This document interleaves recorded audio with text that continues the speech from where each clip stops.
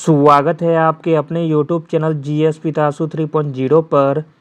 BPSC TRE 4.0 के लिए आज हम लोग वर्ल्ड हिस्ट्री से संबंधित अति महत्वपूर्ण प्रश्नों को देखने वाले हैं इस वीडियो में।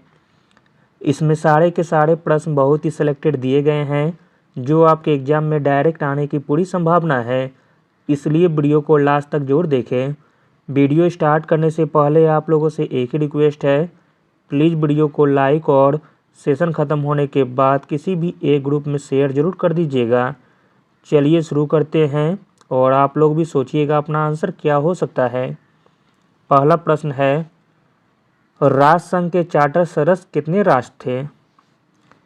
राष्ट्रसंघ के चार्टर सदस्य राष्ट्र थे 42। ऑप्शन नंबर सी सही हो जाएगा।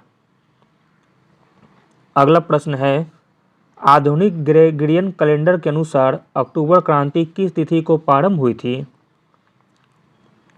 अक्टूबर क्रांति प्रारंभ हुई थी 7 नवंबर 1917 को। ऑप्शन नंबर ए सही हो जाएगा।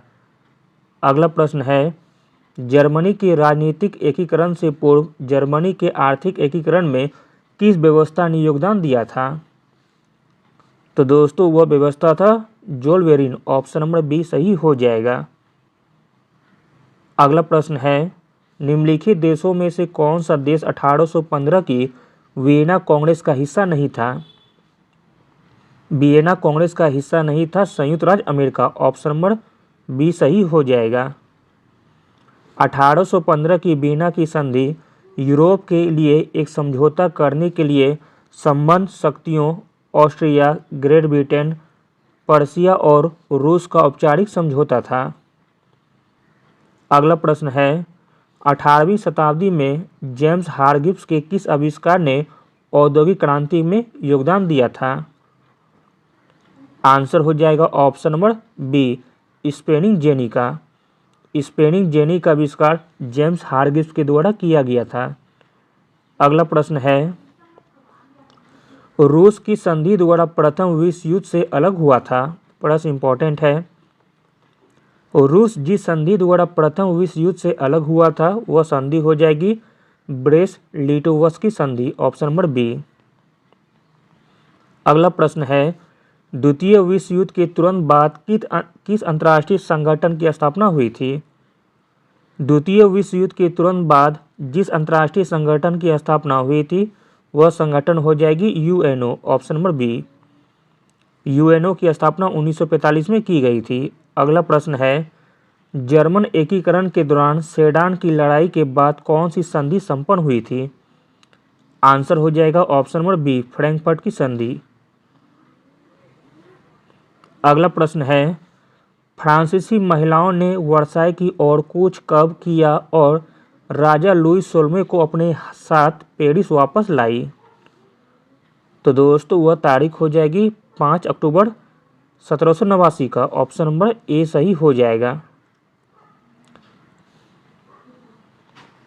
अगला प्रश्न देखते हैं, 1917 की रूसी क्रांति में समाचार पत्र इस्करा को नियंत्रित किया गया था। 1917 की रूसी क्रांति में समाचार पत्र इस्करा को नियंत्रित किया गया था मेन्शेविक के द्वारा। Option number C. अगला प्रश्न है, इनमें से किसने फ्लाइंग शटल का आविष्कार किया था? फ्लाइंग शटल का आविष्कार किया गया था जॉन के द्वारा। ऑप्शन नंबर बी सही है। अगला प्रश्न है, चीन की विशाल दीवार के निर्माण का श्रेय किसे जाता है? चीन की विशाल दीवार का निर्माण का श्रेय दिया जाता है क्यून शी हुआंग को। ऑप्शन नंबर ए सही है। अगला प्रश्न है, 1971 में स्वतंत्रता की घोषणा के बाद बांग्लादेश के प्रथम प्रधानमंत्री का नाम बताइए। आंसर हो जाएगा option number B, Sheikh Mujibur Rahman. अगला प्रश्न है, बर्लिन की दीवार को किस वर्ष ध्वस्त किया गया था? बर्लिन की दीवार को ध्वस्त किया गया था 1989 को। Option number C. अगला प्रश्न है, द्वितीय विश्व युद्ध में दुश्मन की पनडुब्बियों को ट्रैक करने के लिए विकसित प्रौद्योगिकी कौन सी थी? राइट आंसर हो जाएगा ऑप्शन नंबर सी, सोनार। अगला प्रश्न है, वाटरलू का युद्ध किस वर्ष लड़ा गया था? वाटरलू का युद्ध लड़ा गया था 1815 में, ऑप्शन नंबर ए। अगला प्रश्न है, निम्नलिखित में से किसको आयरन चांसलर कहा जाता था? आयरन चांसलर कहा जाता था ओटो वन बिस्मार्क को, ऑप्शन नंबर सी। अफ्रीकी युद्ध दो देशों के बीच लड़ा गया था, उन देशों में एक चीन था, दूसरा देश कौन सा था? तो दोस्तों दूसरा देश था ब्रिटेन, ऑप्शन नंबर ए सही है।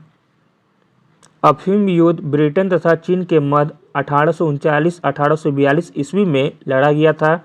यह युद्ध चीन के छिंग राजवंश और ब्रिटेन के बीच अफीम के व्यापार से संबंधित विवादों के कारण हुआ था। अगला प्रश्न है, फ्रांसीसी क्रांति की 100वीं वर्षगांठ मनाने के लिए एफिल टावर का निर्माण किस वर्ष हुआ था? एफिल टावर का निर्माण हुआ था 1889 को, ऑप्शन नंबर ए सही है। अगला प्रश्न है, मैग्ना कार्टा डैश के द्वारा जारी अधिकारों का चार्टर है? आंसर है ऑप्शन नंबर ए, इंग्लैंड के राजा जॉन के द्वारा। मैग्ना कार्टा इंग्लैंड के राजा जॉन द्वारा जारी अधिकारों का चार्टर है। मैग्ना कार्टा इंग्लैंड का एक कानूनी परिपत्र है जो सबसे पहले सन 1215 ईस्वी में जारी हुआ था।